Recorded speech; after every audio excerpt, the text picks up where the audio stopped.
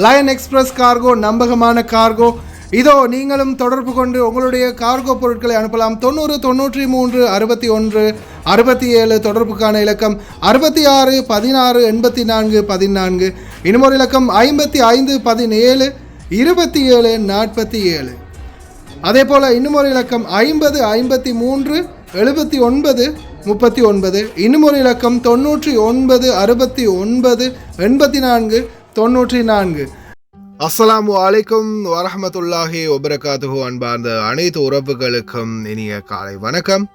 உங்கள் மீது சாந்தியும் சமாதானமும் உண்டாகட்டும்.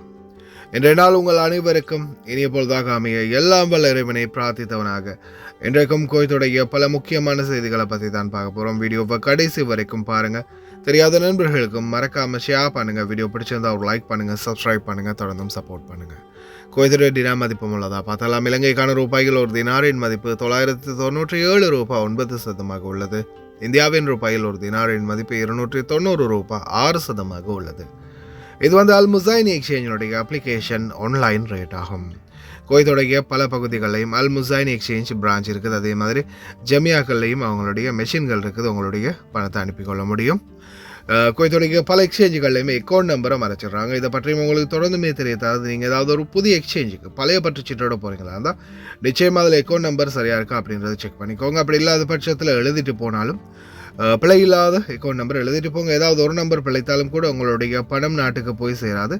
அந்த பணத்தை திரும்ப பெறணுமா இருந்தால் ரொம்ப நாட்களாக மறுபடியும் கட்டணம் செலுத்த வரும். அதே போல் எக்ஸ்சேஞ்சுகளில் பணம் அனுப்பி முடித்தது மறக்காமல் பற்றுச்சீட்டை செக் பண்ணி பாருங்கள் எல்லா டீட்டெயில்ஸும் சரியாக இருக்குதான்னு. ஏன்னா சரியான டீட்டெயில்ஸ் நீங்களே கொடுத்துருந்தாலும் எக்ஸ்சேஞ்சில் வேலை பார்க்குறவங்க பிளவுறதுக்கும் வாய்ப்பு இருக்குது. அது மாதிரி பலருக்குமே நடந்திருக்குது. முடிந்த வரைக்கும் நீங்களும் உங்களுடைய கஷ்டப்பட்டு சம்பாதிக்கக்கூடிய பணத்தை நல்ல எக்ஸ்சேஞ்சுகளுக்கு மூலம் அனுப்புங்க. எங்கே அதிகமான ரேட் கொடுக்குறாங்க அப்படின்றது தெரிந்தால் மறக்காம கமெண்ட்ல மென்ஷன் பண்ணுங்கள். குவைத்துடைய தங்க விலையை பார்த்தலாம். 1 கிராம் 18 கேரட் தங்கத்தின் விலை 32 தினார் 463 ஃபேல்ஸ். 1 கிராம் 21 கேரட் தங்கத்தின் விலை 37 தினார் 874 ஃபேல்ஸ். 1 கிராம் 22 கேரட் தங்கத்தின் விலை 39 தினார் 691 ஃபேல்ஸ். 1 கிராம் 24 கேரட் தூய தங்கத்தின் விலை 43 தினார் 284 ஃபேல்ஸ். மாஷாலான்னு ஒரு தினாரால் நேற்றைய விட ஒரு தினாரால் தங்கம் குறைஞ்சிருக்குது. பார்க்கலாம் எதிர்வரும் நாட்களில் இன்னும் அதிகமாக குறையுதா அப்படின்னு. எது குறையுதோ இல்லையோ குவைத்தில் குளிர் அதிகரிச்சுக்கிட்டே இருக்குது. செம்ம குளிர் இனி வரும் நாட்களில் வரப்போகுது. எல்லாரும் தயாராக இருந்துக்கோங்க. இனி வரும் நாட்களில் வர்றது தான் அதிகபட்ச குளிர். இதோ புது வருட பாதுகாப்பு நடவடிக்கைகள் படு தீவிரம். பல பேர் அதிக சம்பளத்தோடு இருக்கிறவங்க நாட்டுக்கு போக தயாராகுங்க. 12,000 குவைத்திகள் ரீப்ளேஸ்மெண்ட்டுக்கு தயார். ஷூவை திருடிய நபர் விசாரணை ஆரம்பம். குவைத்துடைய சுங்க அதிகாரிகளுக்கு இதோ ஃபிங்கர் மார்க் வேலை திட்டம். 1 வருடத்துக்கு மிகாத சிறை. ஆர்டிஸ்ட்டுக்கு 1600 மெடிசனுக்கு லோ ப்ரைஸ். பார்க்கலாம் அனைத்து தகவல்களையும். முதலாவது எச்சரிக்கை காலநிலை எச்சரிக்கை. அதாவது குவைத்துடைய பல பகுதிகளில் காலநிலை ஆய்வாளர்களுடைய கணிப்பின்படி 5 டிகிரி செல்சியஸ் மற்றும் 2 டிகிரி செல்சியஸ் வரைக்கும் வெப்பநிலை குறைவாகுது அப்படின்றது பதிவு செய்யப்பட்டிருக்குது.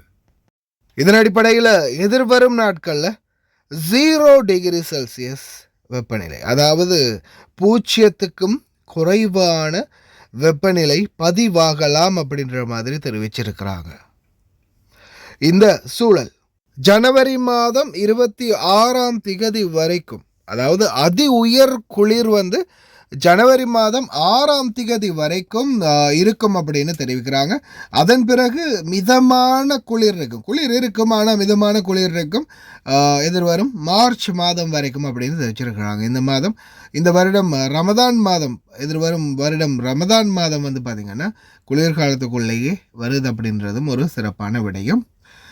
முடிந்த வரைக்கும் இந்த பாலைவன பகுதிகளுக்கு போகக்கூடியவங்க, அதே மாதிரி வெளியில் போகக்கூடியவங்க குளிருக்கான ஆடைகளை தயவு செய்து அணிஞ்சுக்கோங்க. ஏன்னா எதிர்வரும் நாட்களில் இன்னும் குளிர் அதிகரிக்கும் போது பார்த்திங்கன்னா நிறைய பேருக்கு இந்த ஃபஹம் தேவைப்படும். கூடாரங்கள் அறைகளில் தங்கியிருக்கிறவங்க, இந்த தகர குட்டாய்களில் தங்கியிருக்கிறவங்களுக்கெல்லாம் நிச்சயமாக ஃபஹம் தேவைப்படும். அதே ஃபஹாமில் உயிராபத்தும் இருக்குது அப்படின்ற எச்சரிக்கையோட ரொம்ப கவனமாக இருந்துக்கோங்க. الأجواء مائلة البرودة إلى باردة ورياح شمالية غربية خفيفة إلى معتدل السرعة تنشط على فترات سرعتها بشكل عام ما بين 10 إلى 50 كيلومتر في الساعة، ولكن أعزائي المشاهدين توقع أنها تخف سرعة الرياح تدريجيا من الليلة. وأيضا أجواءنا الليلة شديدة البرودة خاصة في المناطق الصحراوية والزراعية من دولة الكويت. نلاحظ درجات الحرارة منتصف الليل قد تصل إلى 6 درجات مئوية في المناطق الغربية السالمي والشقاية، ولكن توقع أن تقل عن ذلك فجر يوم الغد، وفرص تكون الصقيع واردة أعزائي المشاهدين خاصة المناطق الزراعية والصحراوية من دولة الكويت. لذا ننصح أهل الحلال والمزارع أخذ الحذر والحيطة. ودرجات الحرارة المتوقعة على المناطق الساحلية ما بين 16 إلى 9 درجات مئوية في مدينة الكويت، ولكن المناطق الجنوبية من دولة الكويت الخيران مثل ما نلاحظ قد تصل إلى 11 درجة مئوية. جزرنا الشمالية واربا وبوبيان وفيلتشة قد تصل إلى 7 و8 درجات مئوية. في مساء الغد الأجواء مائل البرودة إلى باردة واستمرار موجة البرد أعزائي المشاهدين لل 48 ساعة المقبلة. காலணிகளை திருடிய வழக்கு பெண்டிங். அடப்பாவிகளா, காலணி திருடினத்துக்கும் வழக்கா? எஸ், தப்பி தவறி கூட மறந்து போய் கூட வேறொருத்தருடைய சப்பலையோ சூபையோ போட்டுறாதீங்க, பிடிப்பட்டீங்க, வழக்கு தான். குவைத் விமான நிலையத்துக்குள் தப்பிச் செல்ல முயன்ற போது உள்துறை அமைச்சகத்தின் பாதுகாப்பு படையினரால் கைது செய்யப்பட்ட சுஜூன் அல் ஹாஜ்ரி என்ற கலைஞரை போதைப்பொருள் சிகிச்சை மருத்துவமனை நேரடியாக வரவேற்றது. குற்றவியல் நீதிமன்றம் 1 வருடத்துக்கு மிகாமல் மருத்துவமனையில் வைக்க உத்தரவிட்டதை அடுத்து. எவ்வளவு பெரிய ஆட்களாக இருந்தாலும் சரிதான், குவைத்துடைய சட்டத்துக்கு அவங்க மதித்தே ஆகணும் அப்படின்ற மாதிரி தெரிவிச்சிருக்கிறாங்க. அதே போல் குவைத்துடைய சுங்க அதிகாரிகளுக்கான finger print smart phone system கொண்டு வந்திருக்கிறாங்க. அதாவது அவங்க 70 மீட்டருக்குள்ள இருக்கும் பட்சத்தில் அவங்களுக்கான ஃபிங்கர் பிரிண்ட்ஸை அவங்க அந்த டிஸ்டன்ஸுக்குள்ளே இருந்தால் அவங்க ஃபிங்கர் ஆட் பண்ணி கொள்ள முடியும். 70 மீட்டருக்குள்ள கைரேகையை பதிவு செய்ய முடியும். கிட்டத்தட்ட 1654 மருந்துகள் மற்றும் மருந்து பொருட்களின் விலைகளை குறைத்துள்ளதாக சுகாதார அமைச்சகம் அறிவித்துள்ளது. மக்களுடைய பணத்தை அதிகமாக கொள்ளையடிக்கிற பாமசிகளையும் இழுத்து மூடிக்கிட்டு வராங்க, மருந்துகளுடைய விலைகளையும் குறைக்கிறாங்க. நல்ல ஒரு விடை. அடுத்ததா முக்கியமான செய்திக்குள்ளே போகிறதுக்கு முன்னாடி இன்னொரு செய்தியை பார்த்துட்டு போயிடலாம். அன்பார்ந்த உறவுகளே, பலருடைய எதிர்பார்ப்பு ஒவ்வொரு வருடம் குவைத்துக்கு வரும்போதும் புது வருடம், அதே மாதிரி குவைத்துடைய சுதந்திர தினம் வரும்போதும் விடுதலை, அக்காமா இல்லாதவங்களுக்கான விடுதலை, ஜெயில் கைதிகளுக்கான விடுதலை, புதிய ஏதாவது சட்டம் வருதா அப்படின்ற மாதிரி பல எண்ணங்களோட காத்திருப்பீங்க. அதுக்குரிய முதல் அடித்தளம் அப்படின்னு பார்த்திங்கன்னா சிறை கைதிகளை இப்போ ரீசெண்டாக இந்த வருடம் இறுதியில் பார்த்திங்கன்னா ஃபுல்லாகவே சிறை கைதிகளை தொடர்ந்துமே நன்னடத்தை சிறை கைதிகளை கலை நிகழ்வுகளை நடத்தி அவங்களுடைய செயல்பாடுகள் என்ன, அவங்க என்ன மாதிரியான செயல்பாடுகளை ஈடுபடுறாங்க, அவங்களுக்கு என்னென்ன செய்ய முடியும், வெளியில் போன அவங்களுக்கான வாழ்க்கை தரத்தை அவங்க உயர்த்தி கொள்ள முடியுமா அப்படின்ற மாதிரி பல விடயங்களை கண்காணிக்கிறார் உள்துறை அமைச்சர். அதே மாதிரி பலருமே சிறையிலேருந்து ரிலீஸ் ஆகுறாங்க. இன்ஷா அல்லாஹ் அடுத்த கட்டமாக நம்மளுடைய எதிர்பார்ப்புகளும் நடக்கலாம். பிரார்த்தனை பண்ணுங்க. பெரிய சம்பளத்தில் இருக்கிற அதிகாரிகள், வெளிநாட்டவர்கள் தயாராகுங்க நாட்டுக்கு போக. கிட்டத்தட்ட 12,163 எட்டியுள்ளதாக தெரிவிச்சிருக்கிறாங்க குவைத்தில் வேலையற்ற குவைத்தி குடிமக்களின் எண்ணிக்கை. இதில் பார்த்திங்கன்னா சிவில் சர்வீஸ் கமிஷன் மற்றும் public authority for man power இணைந்து சில ஆய்வுகளை மேற்கொண்டுக்கிட்டு வராங்க. நிச்சயமாக வெளிநாட்டவர்களை அந்த இடத்துலேருந்து தூக்கிட்டு குவைத்தி குடிமக்களை ரீப்ளேஸ் பண்ணுறதுக்கான வாய்ப்பு இருக்குது. எது எப்படியோ வெளிநாட்டவர்களை குறைக்கிற, அதுவும் அதிக சம்பளத்தில் இருக்கிறவங்களை நிறைய செக்டார்கள்லேருந்து தூக்கிக்கிட்டே வராங்க. முடிந்த வரைக்கும் ரொம்ப கவனமாக இருங்க. எந்த நேரத்தில் வேணாலும் உங்களுடைய வேலையும் பறிப்போகலாம். அதிக சம்பளம் இனி வரும் காலங்களில் குவைத்தில் வெளிநாட்டவர்கள் எடுக்கிறது அப்படின்றது சாத்தியமற்ற ஒன்றாகவே இருக்குது. நிறைய பேர் கவர்மெண்ட் செக்டார்லேருந்து கேன்சரில் போயிட்டு மறுபடியும் ப்ரைவேட் செக்டாருக்கு வந்தாங்க. இந்த மாதிரியான சூழல் ஆரம்பத்துலேருந்தே நடந்துக்கிட்டு இருக்குது. ரொம்ப கவனமாக இருங்க. அதிக சம்பளம் எடுக்கக்கூடியவங்க இந்த 12,000 பேருக்கும் ஆதரவாக உங்கள் தொழிலில் கை வைக்கிறதுக்கு வாய்ப்பு இருக்குது. குவைத்தில் புது வருட செலிப்ரேஷனுக்கான பாதுகாப்பை துரிதப்படுத்தியிருக்காங்க உள்துறை அமைச்சகம். மத்திய செயல்பாட்டுத் துறையின் அறிக்கைகள் துறையின் இயக்குனர் கர்னல் அப்துல்லா சாலிம் அல் லாமி புத்தாண்டு கொண்டாட்டங்களுக்கான பாதுகாப்பு நடவடிக்கைகளை நாங்கள் மிகவும் துரிதப்படுத்தி இருக்கின்றோம். அனைத்து வகையான பாதுகாப்பு நிலைகளும் தயார் நிலைகளும் செயல்படுத்தப்பட்டு வருகின்றதாக தெரிவிச்சிருக்கின்றாங்க. அதே மாதிரி பார்த்திங்கன்னா இதோ ஆசிய நாட்டவர்கள் ரிச் கார்ல ஜிலிப்பில் ரவுண்ட் அடித்தாங்க இல்லையா, அதில் வண்டி ஓட்டினவங்களை மட்டும் குவைத்திலிருந்து டிபோர்ட் பண்ணுறாங்க. தயவு செய்து ரொம்ப கவனம், தேவையில்லாத சேட்டைகளை பண்ணி விபரீதத்தில் மாட்டிக்காதீங்க. அதே மாதிரி இந்த புது வருட கொண்டாட்டங்கள், இந்த வெடிக்கிறது, இந்த மாதிரி விடயங்களில் கொஞ்சம் கவனமாக செயல்பட்டுக்கோங்க. இந்த நாட்டுடைய சட்ட திட்டங்கள் ரொம்பவும் கடுமையானது.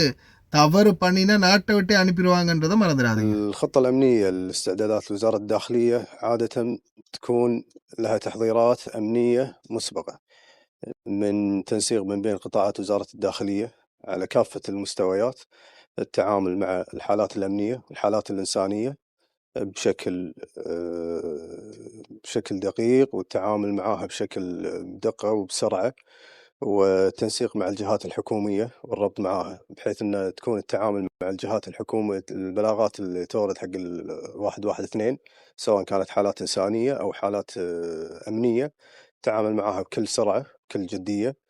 الاستعدادات تكون عادة في توزيع الدوريات على جميع نطاقات دولة الكويت، جميع المحافظات، في الأماكن اللي تكون فيها تجمعات المواطنين أو الإخوان المقيمين، بالتنسيق المسبق طبعا راح يكون مع قطاعات وزارة الداخلية. الخطة الأمنية تكون بالشكل التالي: تواجد الأمني على أرض الواقع، تلبية المساعدات، تلقي البلاغات الأمنية، التنظيم، تفادي العرقلة أو في الأماكن اللي تكون مزدحمة، يكون كله عن طريق تنسيق الجهات الحكومية مع قطاعات وزارة الداخلية. طبعا إخوانكم في إدارة العامة المركزية للعمليات إدارة البلاغات شغالة على مدار 24 ساعة، يعني سواء كانت في عطل رسمية أو إجازات، هم الإدارة شغالة على 24 ساعة في تلقي الحالات الأمنية والحالات الإنسانية. في عندنا إحصائية السنوية تتم في آخر السنة إن شاء الله نحصيها.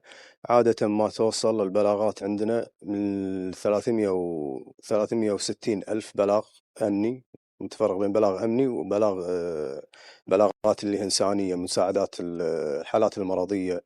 هذه البلاغات تكون إحصائيات سنوية. أما عدد الاتصالات اللي تلقاها إدارة البلاغات وصلنا تقريبا في سنة 24 3,200,000 اتصال. ஹாய் காய்ஸ், இன்றைக்கி நாங்கள் எங்கே வந்திருக்கிறோம் தாத்தா? எங்கே வந்திருக்கிறோம் நாங்கள் இன்றைக்கி? அல்மிஷாயில். நீங்கள் எப்போ ஆர்டர் பண்ணீங்க தாத்தா?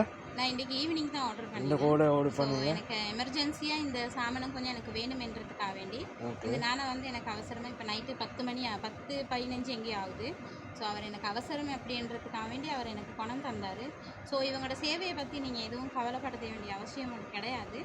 அவங்க சொன்ன டைமுக்கு எங்களுக்கு எமர்ஜென்சியாக தேவைன்னு சொன்னால் அந்த டைமுக்கு அவங்க எல்லா சாமானத்தையும் கொண்டு வந்து எங்கள்கிட்ட ஒப்படைச்சிடுவாங்க. ஸோ காய்ஸ், நீங்களாக இருந்தாலும் தாராளமாக எந்த ஒரு பயமும் இல்லாமல் இவங்களோட கார்கோவாக இருக்கட்டும், கார்கோவும் இவங்க செய்கிறாங்க. ஸோ ஜெமியாவும் இவங்கள்கிட்ட இருக்குது, காகில் குக் சிட்டி ஒன்றும் இருக்குது. சாமானமும் நீங்கள் ஆர்டர் பண்ணலாம் தைரியமாக, எந்த ஒரு இதுவும் எதிர்பார்க்காம அவங்க சமூக சேவையை செஞ்சு முடிப்பாங்க. தேங்க்யூ ஸோ மச் தாத்தா, தேங்க்யூ. இந்த தாத்தாவோட ஆர்டர் வந்து இதுதான். நீங்களும் ஒரு 20 கேடிக்கு மேலே ஆர்டர் பண்ணிங்கன்னா நீங்கள் எங்கே இருந்தாலும் பிரச்சனை இல்லை, உங்களோட வீட்டுக்கே வந்து டெலிவரி பண்ணி தருவோம். இன்ஷா அல்லாஹ் இன்னொரு வீடியோவில் சந்திப்போம். தேங்க்யூ, பாய்.